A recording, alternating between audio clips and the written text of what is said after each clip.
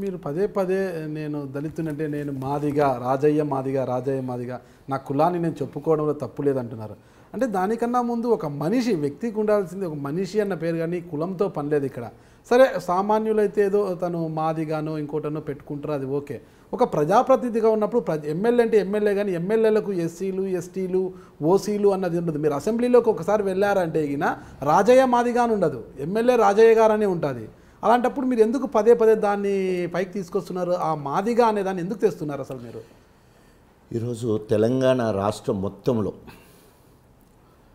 Social justice అంటే ఏంటంటే సమాజంలో ఉన్న అన్ని కులాలకు సామాజిక న్యాయం అంటే ఏ కుల జనాభా నిష్పత్తి ప్రకారం వారికి న్యాయం జరగాలి. I'm proud to say Madiga. Why? Because my community is highest in among all caste. తెలంగాణలో ఉన్న అన్ని ఒక్కొక్క కులాన్ని తీస్తే అన్ని కులాల కంటే ఎక్కువ జనాభా ఉన్న కులము మాదిగ కులం. సో నేను ఆటోమేటిక్గా ఎవరి రిప్రజెంటేటివ్ను ఒక హయ్యెస్ట్ కమ్యూనిటీ ఉన్న హయ్యెస్ట్ పాపులేషన్ ఉన్న కమ్యూనిటీకి నేను దాంట్లో వారసుని, మాదిగ కులానికి ఒక వారసుని. సో కాబట్టి నా వెనక ఎంతమంది ఉన్నారు, పెద్ద సమాజం ఉన్నదని చెప్పుకోవడానికి ఇది ఉపయోగపడుతుంది. ఆ రకంగా ఒకవేళ ఉప ముఖ్యమంత్రి పదవి ఇచ్చింటే కేసీఆర్ గారు ముఖ్యమంత్రి అని ఉప ముఖ్యమంత్రి ఇచ్చింది ఒకెత్తి అయితే, ఆనాడు ఉప ముఖ్యమంత్రి అని ప్రకటించడానికి కావచ్చు, ఉప ముఖ్యమంత్రి ఇవ్వడానికి కారణం నా సమాజమే. తర్వాత ఇవాళ నువ్వు ఎమ్మెల్యేకి కావాలన్నా ఎంబీబీఎస్ కావాలన్నా కూడా అప్లికేషన్లు నింపాల్సింది క్యాస్ట్ కాలం ఉంటుంది తప్పకుండా. అక్కడ క్యాస్ట్ మళ్ళీ సబ్ క్యాస్ట్ కూడా ఉంటుంది.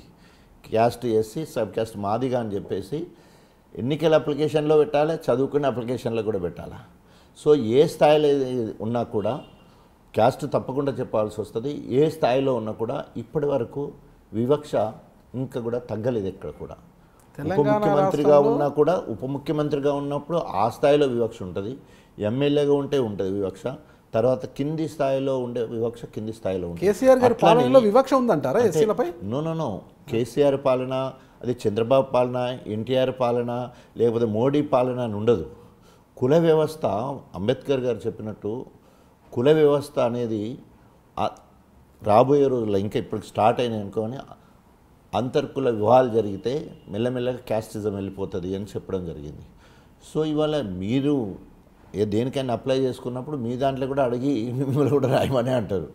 సో ఎంత ఏం చెప్పినా కూడా ఎవరైనా కూడా కులాన్ని దాచుకోవాల్సిన అవసరం లేదు.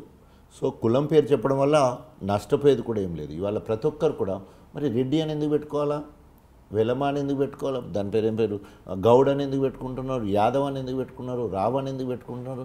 ఇది మనం వద్దంటే పోయేటి కాదు.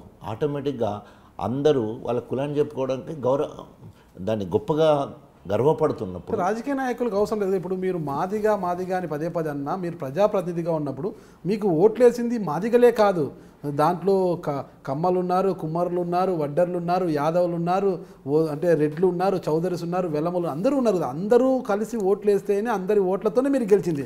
దానికి మాదిగలు ఒక్కటే అన్నట్టుగా కులాలను గౌరవించాలా, అన్ని కులాలను మనం గౌరవించాలా. సో మన కుల ఆత్మగౌరవాన్ని కాపాడడం కోసం మనం తప్పకుండా కులం పేరు చెప్పడంలో ఎలాంటి తప్పు లేదు.